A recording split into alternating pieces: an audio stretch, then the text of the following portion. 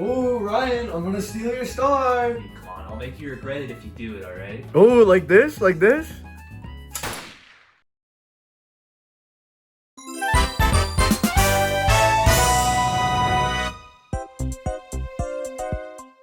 Holy crap!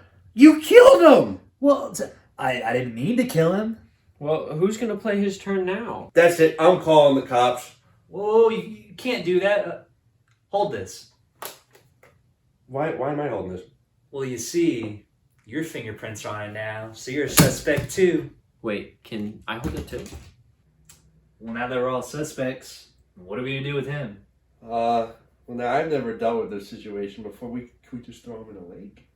You don't want to do that. We're gonna have to bury him. In 1998, the world was introduced to one of the most influential, important, most universally loved, and hated things of all time. Mario Party.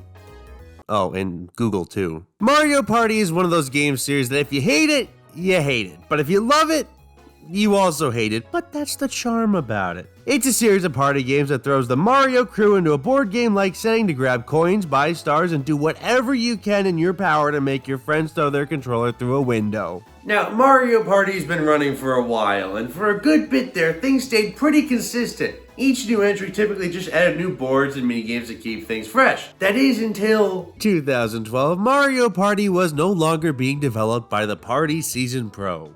No, instead it was now being developed by ND Cube. This was the year Mario Party 9 was released. That's right, the one with the car. So, how a normal Mario Party works is everyone traverses on their own throughout the board. Being able to traverse all separately leads to a more competitive and strategic game, but when you get the car involved, every player is stuck in the car and all the boards are no longer gigantic branching paths. No, instead they're all one straight line. What the straight line does is it tosses all strategy and replayability out the window. Not a lot of people like that. Mario Party was now 100% luck-based. And while there was always luck involved, with the car, it's completely up to the Mario Party gods. The car formula, even though it was universally hated, didn't go away. In fact, it stayed for quite a while. From Mario Party 9 in 2012, we didn't get another home console Mario Party until the Wii U in 2015. And it immediately plopped Mario and crew right in the backseat of another car, and longtime fans were just as pissed as they were in 2012.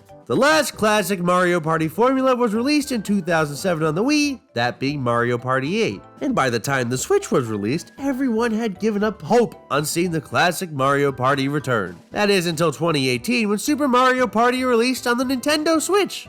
Following the titan of a year that 2017 was, Mario had already had a couple killer spin-offs on the Nintendo Switch. Mario Kart 8 Deluxe, Mario Tennis Aces, Mario plus Rabbids Kingdom Battle, and it was time for Mario Party to hop onto the newest Nintendo console. And I mean, it only made sense. The Switch is the perfect console for a Mario Party game. I mean, the thing itself is designed for multiplayer. In E3 2018, the new Mario Party, now titled Super Mario Party, was shown off, pretty swiftly might I add, for the Nintendo Switch. Then like 4 minutes later, Fortnite was announced for the console and I was already 6 feet underground.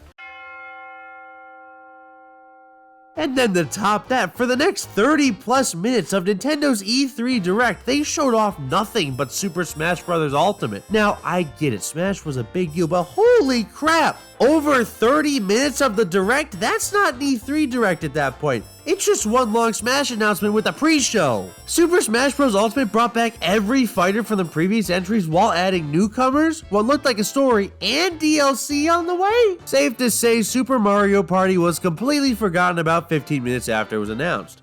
Sure, there were the select few who were excited to see Mario Party return to its classic formula, but a majority of fans completely forgot that Super Mario Party was even announced. And honestly, I can't blame them. Ultimate was a big deal. Whether Smash was coming out or not, this was a big deal. Mario Party was returning to its classic format. Yeah, but only with 4 boards. Before we move any further, let me talk about this because this eats me up at night. 4 boards? That's just not enough. This is an insultingly low number of boards. Mario Party games typically have at least 6, which it doesn't sound like a big difference, but anything under 6 is not enough. With only 4 boards, games tend to feel a little repetitive and the main mode gets old fast. It definitely doesn't help that 2 of the 4 boards kinda most definitely suck. Super Mario Party has Whomp's Domino Ruins, in my opinion, the best board in the game. It looks like an old Whomp temple and it's a really solid layout with a couple of fun board events. Next we have King Bob-omb's Power Keg Mine. This is also a pretty good one. The amount of options and directions you can take on the map really helps this one stand out, not to mention anything with King Bob-omb is a plus. Then we have Mega Fruit Paradise. I hate this. This one sucks. The main gimmick is you have to take a pipe to get from one island to the other, but the issue is there's only 2 spots to swap islands, making it extremely easy to get stuck on one side and never grab the star that's on the other. And finally we have Kamek's Tower. It's fine, like I'll play on it if I have to, but it's not my first or my second choice. For the first 2 maps, it really feels like they went back to the classic Mario Party formula. Well, sure, there's a couple of hiccups, but for most, this was a huge step up from the car mechanic. Why are the stars only worth 10 coins? So everything was feeling just like it used to, and then BAM! Deflation hit the Mushroom Kingdom because instead of the usual 20, stars are now worth 10 coins, and you'd figure this means it's a lot harder to get coins, right? It's not. In fact, it's pretty easy.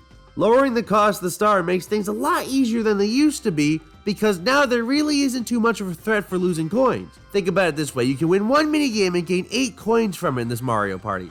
And that's almost enough coins to buy a star right there, land on a blue space and bam, you've got more than enough money. But don't get me wrong, sure there's a few issues, but Super Mario Party's board game mode is still a great return to the classic formula. But the fun doesn't stop there. If you're not feeling a classic party, Super Mario Party comes with a wide variety of other stuff to do. First up being Partner Party. This is a game mode brought back from Mario Party Star Rush on the 3DS that gives the player free range to move all over the board with a teammate. Next up we have River Raft Survival. This one puts you and your friends in a race against the clock to get to the end of the river by playing team minigames and rowing all together. And if you're playing alone, you can always play Challenge Road. This single player mode puts a player through a gauntlet of minigames, then upon completion a ton of harder minigames pop up. And finally we have Rhythm Mode, a game mode that puts you and your friends head to head in a variety of rhythm-based minigames. In the end, Super Mario Party has some of the best side modes the series has to offer. But what's partying if you can't play as your favorite character? Super Mario Party has a character roster of... holy crap! 20 playable characters? And still no Toad?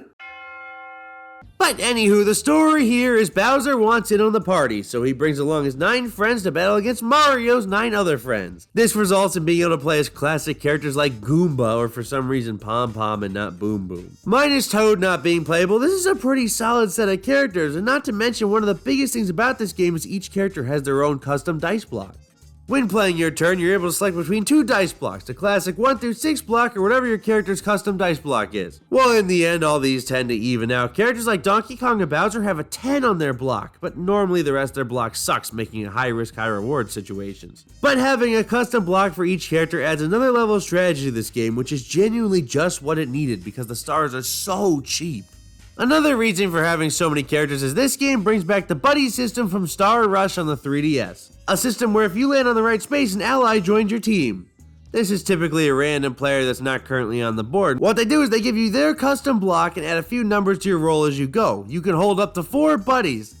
This is a good thing depending on who you ask. While I'm a big fan of this mechanic, I can definitely see where it has some issues. If you don't have any allies, it can be difficult to keep up because more often than not, the players with allies are doubling your roll. But in the end, I think it's a solid system. Maybe just make it so you can't have up to 4 because that gets a little ridiculous.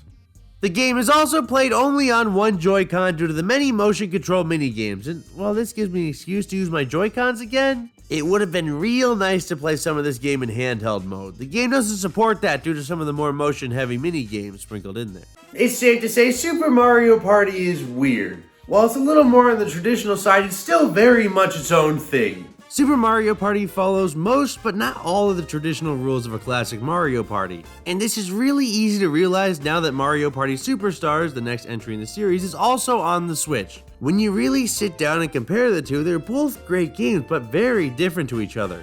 Genuinely, I don't think there's a better of the two. I think Superstars and Super are on the same level. I just think it boils down to personal preference, which you think is better. I think Super Mario Party is an absolutely wonderful game, and I recommend it to everyone who owns a Switch and looking for a multiplayer game. Too bad as soon as Superstars came out, everybody stopped caring.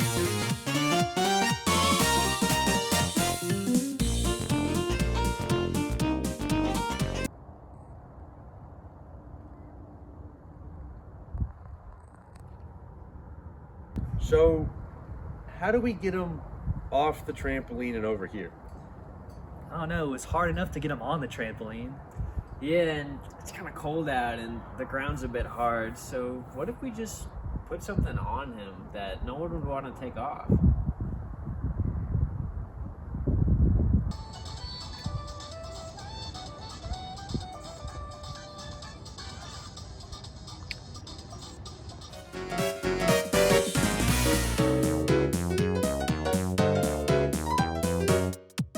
Or Serenity. Look directly at the camera.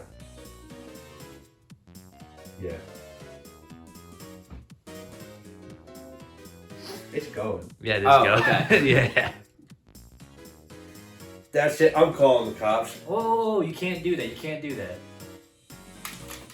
I wasn't ready for it. I wasn't ready for it. That was the plan. I thought there was another line, I'm gonna be honest. Is he?